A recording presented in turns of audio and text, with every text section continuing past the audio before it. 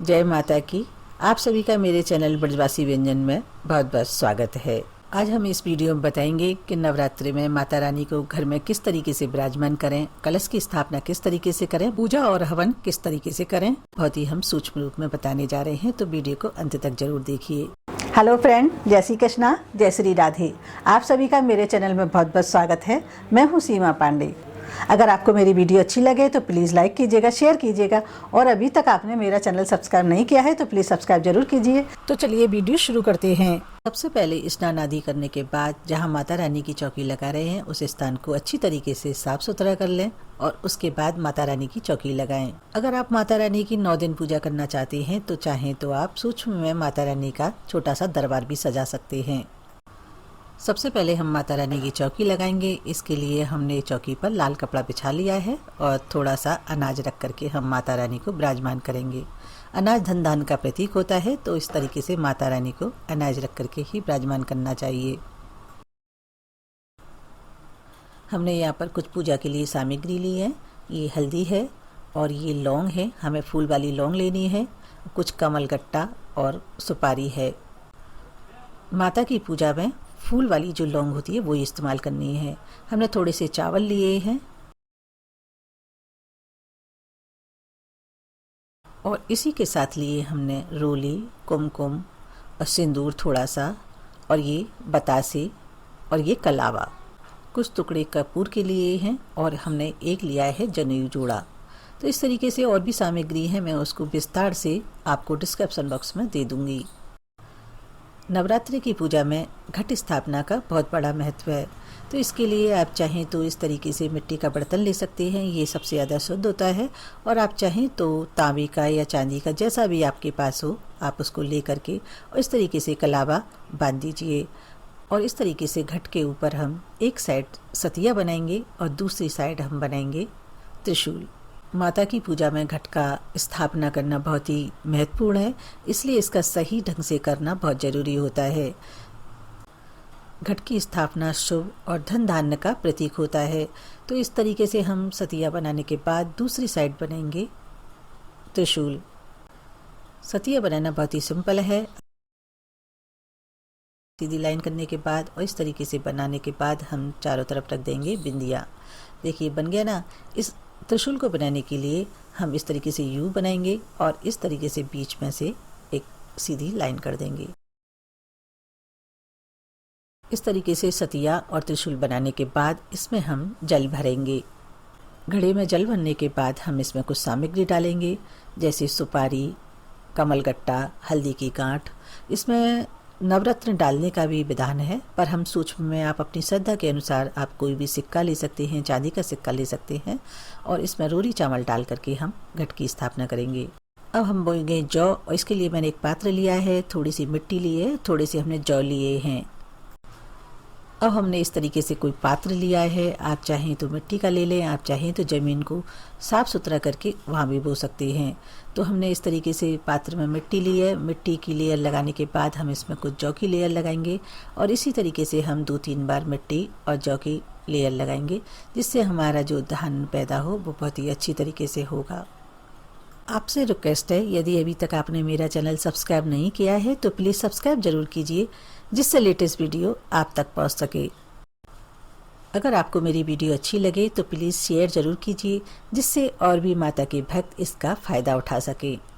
इस तरीके से हमने धान को बो दिया है, हमारा घट भी तैयार हो गया है। अब हम लेंगे एक नारियल। आप चाहें तो फ्रेश नारियल ले सकते हैं या फिर आप सूखा ले सकते हैं, और इस नारियल को हम किसी कपड़े से ढक देंगे। आप चाहें तो इस तरीके से कोई रुमाल ले लीजिए, या कोई आप इस तरीके से कोई भी वस्त्र ले सकते हैं और ले करके हम उसे कलावे से बांध देंगे। घड़े पे पंच पल्लव रखने का विधान है, जिसमें 5 तरीके के पत्ते होते हैं, गूगल, पीपल, छोकरा, अशोक के या आम के।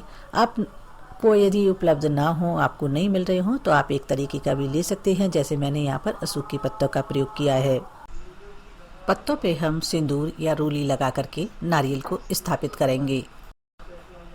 अब हम माता के दाईं ओर कलश की स्थापना करेंगे। इसके लिए मैंने हल्दी ली है, इससे हम बनाएंगे अष्टकमल।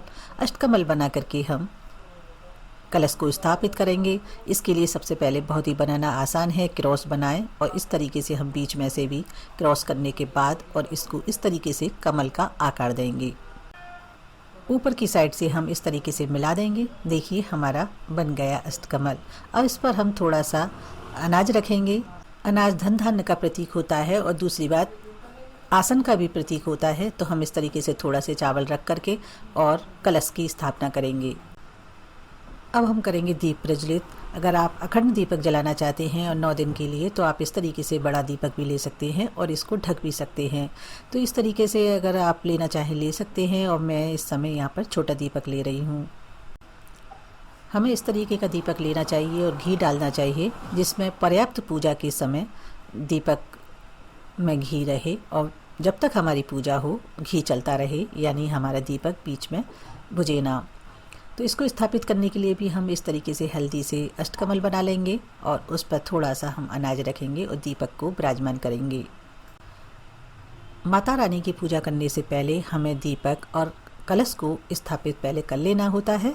तो हम देखिए इस तरीके से थोड़ा सा अनाज रख के दीपक को स्थापित कर देंगे और प्रज्वलित भी कर देंगे साथ ही साथ। आप चाहें तो सप्त दीपक भी जला सकते हैं। ये दीपक जो होते हैं वो चेतना के और शुभ संकेत वाले होते हैं, उजाला के प्रतीक होते हैं। तो आप जलाना चाहें तो जला लीजिए, क्योंकि हम नवरात्रों पर अक्सर इस तरीके से जलाते हैं, तो मैंने यहाँ पर आपको बता दिया है। तो देखिए इनको हम बाद में जब आरती करेंगे उस समय जलाएंगे, एक साइड से रख देते हैं। अब हम करेंगे सबसे पहले गणेश जी की पूजा, क्योंकि कोई भी पूजा हो किसी भी देवता की हो सबसे पहले गणेश जी की पूजा की जाती है। ये हमारे मंदिर के गणेश जी हैं जिनको हम डेली में पूजा करते हैं। अगर आपके पास ऐसे जो डेली में पूजा करने वाले गणेश जी हों, आप उनको विराजमान कर सकते हैं। मैं इन गणेश जी को विराजमान कर रही हूँ जिनको हम डेली में पूजा करते हैं। अगर आपके पास मंदिर में नहीं है इस तरीके से, तो आप सुपारी में या फिर आप मिट्टी की कोई डेली लेकर के उसमें कलावा लपेट करके भी विराजमान कर सकते हैं। अब करते हैं पूजा शुरू। इसके लिए मैंने पंचामृत लिया है। पंचामृत मैंने 5 चीज़ों से बनाया है, दूध, दही, शहद, शक्कर और घी। और सबसे पहले हम स्नान कराएंगे पंचामृत से गणेश जी को, और उसके बाद हम शुद्ध जल से स्नान कराएंगे। स्नान कराने के बाद हम इनको कलावा रूपी वस्त्र पहनाएंगे, और वस्त्र पहनाने के बाद हम इनको कलावा पहनाएंगे। और कलावा के बाद में हम इनके चंदन लगाएंगे, अक्षत लगाएंगे, और उसके बाद में फूल, प्रसाद, भोग सभी चीज़ जैसे पूजा करते हैं हम बिल्कुल उसी तरीके से करेंगे। गणेश जी को दूब घास अति प्रिय है, तो हम दूब घास भी इनको जरूर अर्पित करेंगे। और इस तरीके से मिष्ठान, फल आदि सभी चीज़ें हम इनको अर्पित करेंगे और हाथ जोड़ करके इनसे प्रार्थना करेंगे, स्तुति करेंगे। अब हम करेंगे कलश की पूजा। कलश की पूजा भी हम बिल्कुल सेम मेथड से करेंगे। पहले पंचामृत से स्नान कराएंगे, उसके बाद हम शुद्ध जल से स्नान कराएंगे। स्नान कराने के लिए आप कोई पत्ता इस तरीके से लेकर के आप चम्मच बना सकते हैं। आप चाहें तो पुष्प से भी करा सकते हैं। अगर दोनों से आप ना बनाना चाहें तो आप किसी चम्मच से भी करा सकते हैं। स्नान कराने के बाद हम इस तरीके से रोली चावल लगाएंगे और इनको वस्त्र पहनाएंगे कलश भगवान को, और इस तरीके से हम इन पर पुष्प वगैरह चढ़ाएंगे, भोग प्रसाद लगाएंगे, और बिल्कुल हम सेम मेथड से पूजा करेंगे इनकी भी। विधि विधान पूर्वक पूजा करने के बाद हम हाथ जोड़ करके प्रार्थना करेंगे। ये वरुण भगवान का प्रतीक है, लक्ष्मी धन धान्य का प्रतीक है, और इनकी भी स्तुति करने के बाद फिर हम माता रानी की पूजा करेंगे। माता रानी को भी हम सबसे पहले पंचामृत से स्नान कराएंगे, उसके बाद हम शुद्ध जल से स्नान कराएंगे, और बिल्कुल उसी तरीके से हम इनको भी कलावा रूपी वस्त्र पहना देंगे। मन में माता रानी का ध्यान रखते हुए उनको तिलक लगाएंगे, चंदन लगाएंगे, रोली लगाएंगे, जो भी आपके पास उपलब्ध हो, सिंदूर लगाएंगे, अक्षत लगाएंगे, चुनरी पहनाएंगे, मेहंदी लगाएंगे। माता रानी को पुष्पमाला अर्पित करेंगे। माता जी को लाल रंग बहुत ही ज़्यादा प्रिय है, तो हम लाल गुलाब की या गुड़हल की पुष्प चढ़ाएंगे। पुष्पमाला अर्पण करने के बाद हम इनको आप चाहें तो इत्र भी लगा सकते हैं, और उसके बाद हम भोग प्रसाद लगाएंगे। भोग आप अपनी श्रद्धा के अनुसार लगा सकते हैं। मैंने यहाँ पर पंचमेवा का भी भोग लगाया है। आप 5 तरह की मेवा ले सकते हैं या आप अपनी श्रद्धा के अनुसार ले सकते हैं। उसी प्रकार आप 5 फलों का भोग लगा सकते हैं। मैंने यहाँ पे 5 तरीके के फल लिए हैं। माता रानी भावना की भूखी होती हैं। आप उनको अपनी श्रद्धा के अनुसार भोग प्रसाद लगा सकते हैं। शक्ति स्वरूपा जगदम्बे को हम फल मेवा अर्पित करने के बाद मिष्ठान का भोग लगाएंगे। आप चाहें तो माता रानी को स्वाद की वस्तु अर्पित कर सकते हैं और बाद में प्रसाद के रूप में या तो आप ग्रहण कर सकते हैं या फिर किसी को भी दे सकते हैं। आप चाहें तो माता रानी को पान, फूल, बतासे, सुपारी भी अर्पित कर सकते हैं और इन सब के पश्चात जल अवश्य अर्पित करेंगे। आप चाहें तो इस तरीके से दुर्गा सप्तशती का पाठ कर सकते हैं, स्तुति कर सकते हैं या फिर आप कोई भी माला करना चाहें माला कर सकते हैं। इस पुस्तक में माता रानी के 108 नाम हैं, तो आप उनका जाप कर सकते हैं या फिर आप उनके नाम का हवन कर सकते हैं या आपका जो भी हो, समय जैसा हो आप उस तरीके से कर सकते हैं। मैं अभी सूक्ष्म में हवन करूंगी और उसके बाद में आरती करूंगी। अगर आप हवन करना नहीं चाहते हैं तो आप इस समय आरती भी कर सकते हैं। हवन करने के लिए सबसे पहले हम बतासे में फूल वाली लौंग लगाएंगे और जितने घर में मेंबर होंगे हम उस हिसाब से इस तरीके से बतासों को तैयार करेंगे। मैरिड के लिए 2 बतासे बनाते हैं और अनमैरिड होते हैं, बच्चे होते हैं, उनके लिए 1-1 बतासा बनाते हैं। तो इस तरीके से हम एक बतासे में 2-2 लौंग और थोड़ा सा हम घी मिला करके सिंदूर लगाते हैं। इस तरीके से हवन के लिए हमारे बतासे तैयार हो गए हैं। अब हमने थोड़ा सा कपूर लिया है और थोड़ी सी लिए हमने हवन सामग्री। अब हवन करने के लिए हम एक पात्र लेंगे। आप इस तरीके से मिट्टी का पात्र ले सकते हैं यदि आप 1 या 2 दिन पूजा कर रहे हैं तो, या आप चाहें तो कोई भी तांबे का पात्र ले सकते हैं जिसे आप मांज करके फिर दोबारा से यूज कर सकते हैं। मिट्टी का बर्तन बार बार यूज नहीं होता है।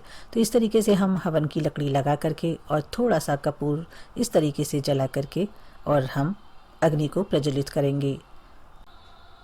हवन की लकड़ी मार्केट में आसानी से मिल जाती हैं और यदि उपलब्ध हो तो आप पीपल की, गूगल की या फिर झौगरी की, किसी की भी ले सकते हैं जो हवन में यूज होती हों। अब हम थोड़े से चावल लेकर के ज्वाला मैया का आवाहन करेंगे सबसे पहले और उसके बाद हम ज्वाला मैया को स्नान आदि कराएंगे, वस्त्र रूपी कलावा चढ़ाएंगे और उसी तरीके से सिंदूर, रोली, चावल चढ़ाएंगे, पुष्प आदि अर्पण करेंगे, बतासा भोग के रूप में अर्पण करेंगे और माता रानी को हाथ जोड़ेंगे, ज्वाला मैया को, और सभी चीज़ अर्पित करने के बाद हम हवन करेंगे। आप कोई सा भी मंत्र बोलते हुए इन बतासों को माता रानी को अर्पण कीजिए। बतासे पर घी लगाते हुए हम मंत्र बोलते हुए अर्पण करेंगे। ओम ऐं ऐं क्लीं चामुंडाय विचे नमः स्वाहा, या आपको जो भी मंत्र आता हो आप उसको बोल करके अर्पण कर सकते हैं, या घर के सभी मेंबर अपना अपना बतासा अर्पण कर सकते हैं या आप उनका हाथ लगवा सकते हैं। तो इस तरीके से हम सभी बतासा को हवन में या ज्वाला मैया को अर्पण कर सकते हैं। अब इसके पश्चात हम हवन सामग्री से हवन करेंगे। आप चाहें तो मंत्र बोल सकते हैं। ओम ऐं ऐं क्लीं चामुंडाय विचे नमः स्वाहा, ओम ऐं ऐं क्लीं चामुंडाय विचे नमः स्वाहा। आप चाहें तो 108 नाम का भी कर सकते हैं। ओम सतीन स्वाहा, ओम साध्वी स्वाहा, ओम भप्रीता स्वाहा, ओम भवानी स्वाहा। इस तरीके से माता रानी का हम पूजा अर्चना, पाठ और हवन करने के बाद करेंगे आरती। हमने इस तरीके से सप्त दीपक भी जला लिए हैं। आपको जो भी आरती आती हो आप उसको कर सकते हैं, नहीं तो आप किताब में पढ़ करके भी अम्बे जय जगदम्बे काली, जय दुर्गे खप्पर वाली, या आपको जो भी आरती आती हो, माता रानी की अनेक आरतियाँ हैं, आप कोई सी भी कर सकते हैं। उसके बाद आप ज्वाला को शांत करें इस तरीके से जल ले करके और फिर माता रानी को आरती दें, पूरे घर को आरती दें। उसके बाद इस आरती को अपने घर में पूरे में घुमाएं। इस तरीके से माता रानी की पूजा पाठ करने से घर में सुख शांति आती है, समृद्धि आती है। और माता रानी से हाथ जोड़ करके प्रार्थना करें। आपको जो भी मांगना हो आप उसे मांग सकते हैं। माता रानी सभी की मनोकामना पूरी करती है। सबसे अंत में माता रानी से हाथ जोड़ करके प्रार्थना करें। पूजा पाठ में यदि कोई गलती हो गई हो उसे माफ़ कर दें, कोई अधिकतम या न्यूनतम हो गया हो उसे भी माफ़ कर दें, कि माता रानी तो भावना की भूखी होती हैं, बच्चों की गलती माफ़ कर देती हैं। और वैसे माता रानी की ब्रह्मा विष्णु महेश भी पार नहीं पा सकते हैं, तो हम तो एक अबोध बालक हैं। तो इस तरीके से मन में भाव रखते हुए माता रानी से माफ़ी मांगें, हाथ जोड़ें, प्रार्थना करें, स्तुति करें।